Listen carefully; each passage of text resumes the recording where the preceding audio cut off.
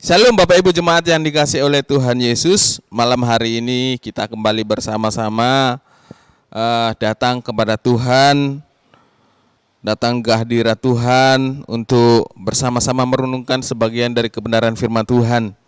Saya percaya pada malam hari ini kita bisa bersama-sama mendekatkan diri kita, mempersiapkan hati kita untuk kita bisa bersama-sama membaca dan meresapi apa yang menjadi bagian di dalam kebenaran firman Tuhan. Sebelum kita membaca kebenaran firman Tuhan, saya mengajak Bapak Ibu Saudara sekalian, kita sama-sama berdoa mohon pimpinan daripada kuasa Tuhan. Mari kita satu di dalam doa. Bapa, di dalam nama Tuhan Yesus, malam hari ini kami bersyukur karena Tuhan baik di dalam kehidupan kami. Kami bersyukur karena Engkau terus melindungi kami, menaungi kami dengan kasih-Mu, memberkati kehidupan kami, sekalipun dalam kondisi apapun Engkau Tuhan tetap baik. Terima kasih Bapa, terima kasih malam hari ini Bapa, sebelum kami mendengarkan firman-Mu, kami mohon pimpinan daripada kuasa-Mu. Tuhan boleh mengurapi hamba-Mu yang akan menyampaikan kebenaran firman Tuhan, agar setiap kebenaran firman yang akan disampaikan bisa disampaikan dengan bahasa yang sederhana, sehingga kami bisa mengerti dan memahami akan kebenaran firman Tuhan. Dan terlebih daripada itu Tuhan, Roh Kudus mari berkarya di dalam kehidupan kami, di dalam hati kami, agar kami mampu untuk menerima kebenaran firman-Mu dengan baik, agar kami mampu untuk boleh merenungkan firman-Mu, agar kami dimampukan untuk bisa melakukan kebenaran firman Tuhan. Terima kasih Bapak, terima kasih hamba-Mu Tuhan yang sederhana, mari Tuhan pakai sebagai saluran berkat bagi kami semua. Terima kasih Bapak, di dalam nama Tuhan Yesus kami siap mendengarkan firman-Mu. Haleluya, amin. Kebenaran firman Tuhan malam hari ini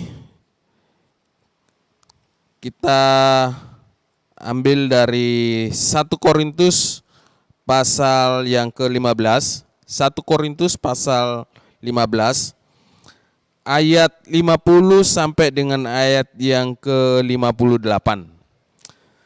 Ya, Bapak Ibu yang ada di rumah bisa membuka Alkitabnya, kita sama-sama membaca kebenaran firman Tuhan ini. Ya. 1 Korintus pasal 15 ayat 50 sampai dengan ayat yang ke-58, demikian firman Tuhan.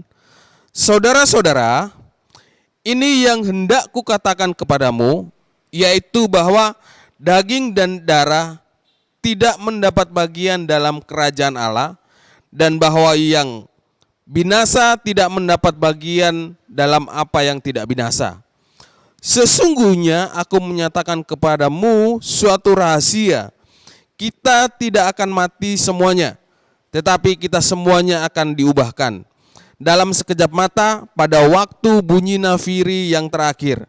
Sebab nafiri akan berbunyi dan orang-orang mati akan dibangkitkan dalam keadaan yang tidak dapat binasa, dan kita semua akan diubah.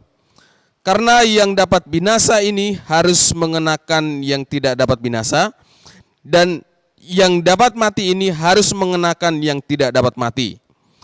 Dan sesudah yang dapat binasa ini mengenakan yang tidak dapat binasa, dan yang dapat mati ini mengenakan yang tidak dapat mati, maka akan genaplah firman Tuhan yang tertulis, maut telah ditelan dalam kemenangan. Hai maut, di manakah kemenanganmu? Hai maut, di manakah sengatmu? Ayat 56, sengat maut ialah dosa, dan kuasa dosa ialah hukum Taurat. Tetapi syukur kepada Allah yang telah memberikan kepada kita kemenangan oleh Yesus Kristus Tuhan kita. Karena itu saudara-saudaraku yang kekasih, berdirilah teguh, jangan goyah, dan giatlah selalu dalam pekerjaan Tuhan. Sebab kamu tahu bahwa dalam persekutuan dengan Tuhan, jerih payahmu tidak sia-sia. Demikian kebenaran pembacaan firman Tuhan yang sudah saya bacakan untuk kita semua. Saudara yang dikasihi oleh Tuhan, apakah Bapak Ibu Saudara pernah mendengar kata rahasia? Ya, saya percaya bahwa kita semua pernah mendengar sebuah kata yang disebut rahasia. Tetapi apa respon kita kalau ada seseorang yang tiba-tiba datang dan berkata, "Hei, aku punya suatu rahasia." Kira-kira bagaimana ketika kita mendengar seorang teman, seorang sahabat, atau mungkin orang lain yang tiba datang dan berkata, "Saya punya sebuah rahasia." Nah, kalau kita mendengar itu, tentu kita sangat antusias untuk mendengar, atau mungkin dengan senang hati, dengan penasaran, kepingin dengar rahasia apa yang sebenarnya mau diungkapkan oleh orang tersebut. Apalagi kalau misalnya kita punya teman, ya kita dalam satu ruang lingkup keluarga, atau mungkin terutama kalau di rumah bersama dengan tetangga-tetangga. Terutama kalau ibu-ibu mungkin sangat kenal betul apa yang menjadi rahasia. Ya, seringkali ada seseorang yang datang, tahu nggak? Saya punya sebuah rahasia loh. Wah, pasti orang-orang yang ada di sekelilingnya yang tadi menjauh tiba-tiba datang. Ada apa? Rahasia apa? Ayo dong, ceritain dong. Kira-kira apa sih, aku penasaran, kepingin dengar rahasia itu. Nah, malam hari ini ada sebuah rahasia yang ingin diungkapkan oleh Rasul Paulus kepada jemaat yang berada di Korintus. Sebuah rahasia yang besar di mana tidak semua orang bisa mendengarkannya, di mana tidak semua orang bisa mendapatkan atau mengetahui rahasia ini. Tetapi Rasul Paulus pada saat itu dia berkata di dalam ayat 51 di sini dikatakan, "Sesungguhnya aku akan menyatakan kepadamu suatu rahasia." Jadi di ayat yang kita baca tadi, Rasul Paulus ingin mengungkapkan bahwa ada sebuah rahasia yang ingin diungkapkan kepada jemaat di Korintus. Nah, tentu saja kalau Rasul Paulus sudah berkata seperti itu, maka orang akan bersedia, mereka dengan senang hati ingin mendengar rahasia apa yang sebenarnya ingin diungkapkan oleh Rasul Paulus. Nah, saudara, kalau kita membaca mulai dari ayat yang pertama sampai dengan ayat yang ke-50 ini, ya, sebenarnya Rasul Paulus ingin menceritakan bagaimana kebangkitan Tuhan, bagaimana karya Tuhan di dalam penyelamatan akan dunia ini. Rasul Paulus ingin menyampaikan bahwa kebangkitan Tuhan dari kematian adalah untuk menyelamatkan orang-orang yang berdosa. Untuk menyelamatkan setiap orang yang percaya kepadanya. Kebangkitan Yesus untuk mengalahkan kuasa maut. Nah, saudara, Rasul Paulus dengan sangat detail, dengan menggunakan bahasa-bahasa yang sederhana, di sana dikatakan bahwa dia mengumpamakan bahwa sebuah kematian akan menjadi sebuah kebangkitan. Dia mengambil, bahkan dia pakai seperti benih. Ya. Sebuah pohon, kalau dia ingin ditanam supaya dia bisa bertumbuh, maka tentu saja yang ditanam di dalam tanah itu adalah benihnya. Dan benih ini adalah benda yang sudah harus mati. Ketika dia berada di tanah, maka beberapa hari kemudian atau beberapa waktu kemudian, benih ini akan menjadi benih yang tumbuh dan hidup. Nah, saudara, kematian Yesus yang kita peringati melalui Paskah, dan sebelum dia naik ke surga, dia ingin menyatakan bahwa hidup orang percaya, hidup kekristenan kita hanya didasarkan oleh kebangkitan Yesus. Didasarkan atau kita dapat diselamatkan oleh karena kebangkitan Yesus. Sia-sia Yesus mati kalau dia tidak bangkit. Nah, saudara yang dikasihi oleh Tuhan, Paulus kali ini ingin menekankan bahwa ada sebuah rahasia ya, di mana orang percaya, orang Kristen, ya, dia percaya kepada Yesus. Kalau dia percaya kepada Yesus, maka dia harus percaya bahwa Yesus mati, Yesus bangkit dan naik ke surga. Kalau dia adalah orang yang percaya kepada Yesus, maka dia percaya Yesus mati, Yesus bangkit, dan dia naik ke surga. Tetapi percuma kalau kita tidak percaya, percuma kalau kita hanya mengandalkan diri kita, maka sama saja Yesus mati dan Yesus tidak pernah bangkit. Artinya kita akan mengalami kematian selama-lamanya. Nah saudara, orang Kristen harus mati dan bangkit, yaitu disebut dengan kebangkitan tubuh, kebangkitan kemuliaan. Ya. Nah saudara, di ayat yang ke-51 saya lanjutkan. Sesungguhnya aku akan menyatakan kepadamu suatu rahasia, kita tidak akan mati semuanya, tetapi kita semua akan diubah. Dalam sekejap mata, pada waktu bunyi sangkakala yang terakhir. Sebab nafiri akan berbunyi dan orang-orang mati akan dibangkitkan dalam keadaan yang tidak dapat binasa, dan kita semua akan diubah. Saudara, sebuah rahasia yang begitu luar biasa dikatakan di sana bahwa ya, kita semua tidak akan mati. Berarti kita semua akan hidup. Tetapi kita semua sebelum hidup kita harus mengalami yang namanya kematian secara jasmani. Jadi orang yang saat ini sebelum kedatangan Yesus Kristus ke dunia ini, dia harus mengalami kematian secara jasmani. Dan secara roh, dia akan hidup dan dipermuliakan oleh Tuhan. Beberapa saat yang lalu, ya, 1 minggu yang lalu ya, tepatnya hari Selasa 2 minggu yang lalu, saya punya saudara, tante saya yang terkasih dipanggil oleh Tuhan. Nah, sebelumnya memang dia sakit sudah cukup lama ya, sakit dalam kondisi yang lemah dan kurang lebih 2 tahun dia harus hidup dengan selang oksigen. Nah saudara, ketika di akhir-akhir minggu-minggu terakhir, saya selalu mensupport dia. Ayo, tante pasti bisa, ya, pasti bisa. Kenapa? Karena semua orang yang percaya kepada Yesus, ya, dia harus mengalami kematian.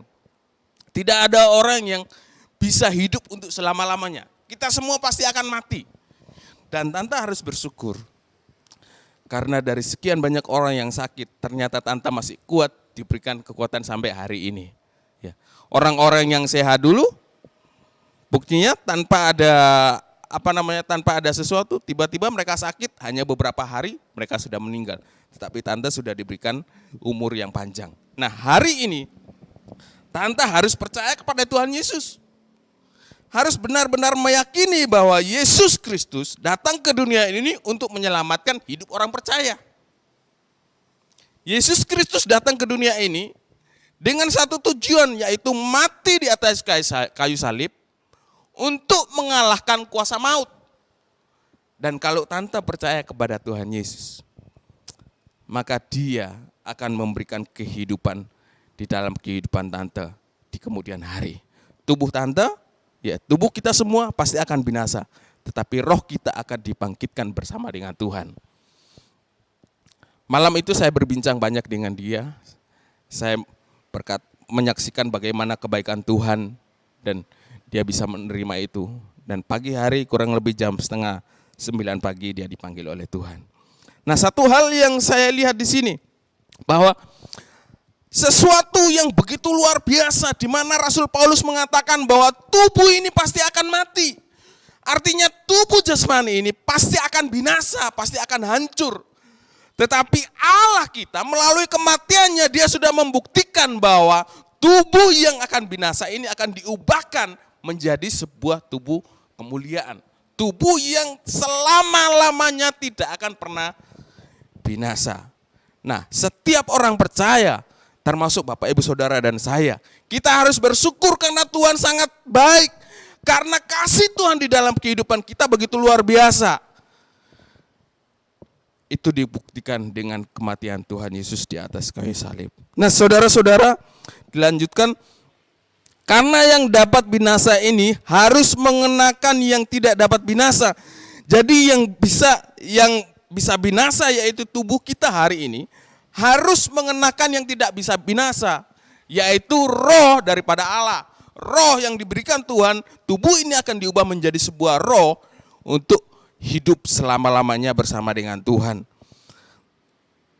Kemudian coba perhatikan di ayat 54. Dan sesudah yang dapat binasa ini mengenakan yang tidak dapat binasa, dan yang dapat mati ini mengenakan yang tidak dapat mati, maka akan genaplah firman Tuhan yang tertulis. Maut telah ditelan dalam kemenangan, hai maut di manakah kemenanganmu? Hai maut di manakah sengatmu? Ayat ini sudah tidak asing bagi kita. Hai maut di manakah kemenanganmu? Hai maut di manakah kemenanganmu? Hai maut di manakah sengatmu? Ini adalah sebuah ayat yang sudah tidak asing lagi di dalam kehidupan kita. Seringkali kalau kita misalnya berkunjung atau mungkin kita mengunjungi orang yang sakit dan sebagainya, kita selalu memberikan kekuatan penghiburan kepadanya. Kenapa? Karena kita selalu berkata bahwa kalau kita bersama dengan Tuhan, kuasa maut tidak bisa menghampiri kita dan lain sebagainya. Nah, saudara-saudara, di ayat yang ke-56, sengat maut ialah dosa dan kuasa dosa ialah hukum Taurat. Tetapi syukur kepada Allah yang telah memberikan kepada kita kemenangan oleh Yesus Kristus. Nah, saudara, di sini dikatakan bahwa maut itu adalah kuasa daripada dosa. Kalau di dalam kehidupan kita selalu melakukan sebuah kesalahan yang menyalahi aturan Tuhan, maka di sana kita semakin dekat dengan kuasa maut. Saudara, karena itu saudara-saudara, di ayat yang ke-58, karena itu saudara-saudaraku yang kekasih, ya, berdirilah teguh, jangan goyah dan gelisah selalu di dalam pekerjaan Tuhan. Ya, saudara, di ayat yang ke-58 ini dikatakan, oleh karena itu, ya, kalau oleh karena apa? Oleh karena kuasa maut sudah dikalahkan, oleh karena kuasa maut sudah dipatahkan, maka ya, berdirilah teguh. Saudara, ada suatu syarat, ada suatu himbauan di dalam kehidupan kita, yaitu berdiri teguh. Ya, berdiri teguh di sini ingin menyampaikan kepada kita, kalau berdiri teguh itu tidak pernah akan tidak pernah akan terpengaruh oleh situasi apapun. Sama halnya seperti orang yang berusaha untuk berdiri, tapi dia tidak hanya berdiri saja, tetapi berdiri itu berdiri benar-benar sigap, seperti seorang tentara seperti itu. Nah, kalau tidak ada perintah, dia tidak akan bergerak. Itu namanya berdiri teguh. Jadi di dalam kehidupan kita, ada beberapa hal yang perlu kita lakukan sebagai orang percaya. Yang pertama adalah, kalau kita ingin hidup di dalam kesempurnaan, kita ingin hidup untuk selama-lamanya, maka hal yang pertama yang kita lakukan adalah harus berdiri teguh di dalam melayani pekerjaan Tuhan. Saudara, mau melayani pekerjaan Tuhan? Berdiri teguh untuk melayani Tuhan. Nah, Paulus mengingatkan kita semua agar kita tetap tegak bertumpu pada kaki kita sendiri, agar kita dengan kukuh dan kuat untuk melayani firman Tuhan, supaya kita bisa tetap setia di dalam melayaninya. Kalau orang tidak bisa berdiri teguh, maka lambat laun dia akan mulai goyah dan dia tidak lagi fokus untuk melayani Tuhan.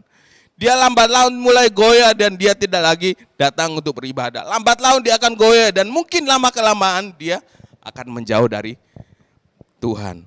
Tetapi Paulus di sini mengingatkan kepada jemaat di Korintus, ingat bahwa rahasia untuk bisa hidup abadi, untuk bisa hidup selama-lamanya bersama dengan Tuhan, maka kamu harus berdiri teguh di dalam pelayanan, di dalam melayani Tuhan. Yang kedua, jangan goyah, enggak pernah goyah, enggak boleh goyah. Dalam perkataan ini, Rasul Paulus ingin mengingatkan kita supaya kita tidak tercacat. Ya, kita tidak tercacat dalam melayani Tuhan, tidak boleh cacat di dalam pekerjaan Tuhan, agar iman kita semakin kuat dan kita tidak akan pernah goyah untuk melayani pekerjaan Tuhan. Saudara, apabila kita hidup bersama dengan Allah yang ajaib, maka kita harus hidup teguh, harus tetap kokoh bersama dengan Tuhan. Ya, saya percaya kita semua, baik Bapak Ibu Saudara yang ada di rumah termasuk saya, kita mau minta sama Tuhan, Tuhan tolong saya, ya, agar saya bisa hidup dengan satu kekuatan untuk berdiri teguh melayani Tuhan, agar saya bisa hidup, ya, tidak akan pernah goyah dengan situasi apapun, baik itu masalah pekerjaan saya, baik itu masalah ekonomi saya, masalah lingkungan, masalah apa saja. Firman Tuhan hari ini mengingatkan kepada kita, jangan pernah goyah di dalam mengiring Tuhan. Jangan pernah goyah untuk melayani Tuhan. Jangan pernah goyah untuk percaya kepada panggilan Tuhan. Dan yang ketiga di sini dikatakan, giatlah selalu di dalam pekerjaan Tuhan. Nah, kalau yang pertama di sana dikatakan, ya, berdiri teguh di dalam melayani Tuhan. Yang kedua, jangan pernah goyah. Yang ketiga ini, giat selalu di dalam pelayanan Tuhan. Saudara,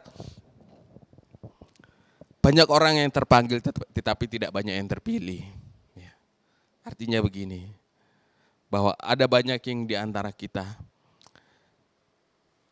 sudah giat beribadah tetapi tidak banyak kesempatan untuk kita bisa melayani Tuhan. Nah, hari ini kalau Tuhan kasih kesempatan kita untuk bisa melayaninya, baik itu melayani di gereja, misalnya melayani yang sederhana di dalam keluarga kita, di dalam pekerjaan kita dan lain sebagainya.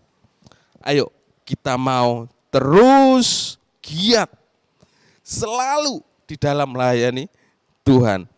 Rasul Paulus di sini menasihati orang-orang yang percaya, saudara-saudara yang kukasihi dalam nama Tuhan Yesus, supaya mereka senantiasa rajin dan bersemangat di dalam pekerjaan Tuhan.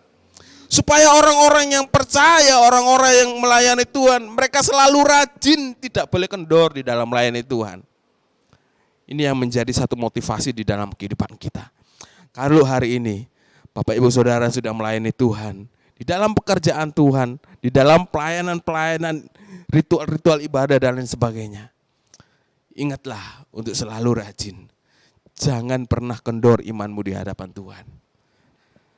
Kadang-kadang 1-2 kali kita mulai kita sibuk dengan pekerjaan kita mulai, saya sibuk, saya nggak bisa ibadah dan lain sebagainya. Lama-lama kita akan lupa, lama-lama kita akan kendor di dalam melayani Tuhan. Makanya Rasul Paulus mengingatkan, ya, kamu harus selalu rajin untuk melayani Tuhan. Saudara, satu kebenaran firman Tuhan yang hari ini kita sudah pelajari sama-sama, ya. Kita tahu bahwa Allah kita Allah yang luar biasa. Dia sudah mati, dia sudah bangkit untuk mengalahkan kuasa maut. Kita yang seharusnya mati, kita akan dibangkitkan bersama dengan Tuhan ketika kita percaya kepadanya. Oleh karena itu, satu cara yang bisa kita lakukan untuk memuliakan nama Tuhan adalah tetap melayani Tuhan, berdiri dengan teguh, jangan pernah goyah imanmu, dan jangan pernah kendor untuk melayani Tuhan. Tetap teguh, selalu berdiri teguh, selalu mengandalkan Tuhan, dan selalu rajin untuk melayani Tuhan. Hari ini kita belajar satu hal yang begitu luar biasa. Mungkin saya nggak bisa menyampaikan dengan bahasa yang lebih baik di dalam kepada Bapak Ibu, tetapi satu hal yang ingin saya tekankan di dalam kehidupan kita. Ayo kita sama-sama berusaha untuk yang terbaik kita berikan kepada Tuhan.